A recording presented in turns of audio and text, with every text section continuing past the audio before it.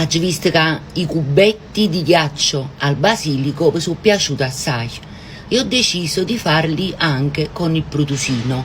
Il produsino sarebbe il prezzemolo, perché è un elemento fondamentale nella cucina. Voi provate a fare una pulpa insalata, limone, sale e uoglie senza produsino, oppure una polpetta fritta, ma senza produsino che sa? Perché in da casa, diciamo la verità, il prezzemolo diventa giallo subito, anche se lo metti in un vaso con l'acqua, o giorno dopo troviamo usciato e foglie gialle. Allora oggi pensate e mo congelà. Come mo congelo? Pigliate carta e penna e venite a presa a me.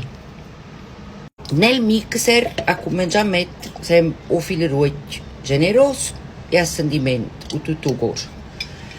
Ci metto un po' di cubetti di ghiaccio, perché così il produsino rimane bello verde verde. Mezzo a metà di uno spicchietto d'aglio, vedete? Spicciatello d'aglio. E ho produsino ovviamente il prezzemolo, ecco qua, non mettete il sale, ci mettete sale e cominciamo a frullare. Guardate qua che bella crema di prezzemolo, guardate che bella cremina, guardate.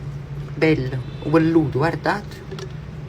E mo è venuto il momento di fare i nostri cubetti.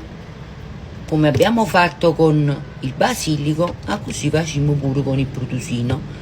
Mo un po' me lo tengo fresco da parte, perché la roba già fa un bello spaghetto che cozzica e una fettina di carne in padella, aglio, olio e prezzemolo. A volte, quando a volte è capitato, va da signora a fianco, va a prendere pochi produsini. La signora a fianco non ottiene, come non ottiene? E si è fatta gialla. E allora questo è un sistema, secondo me, ottimo per poter conservare il prezzemolo. Guardate il ghiaccio a che cosa è servito?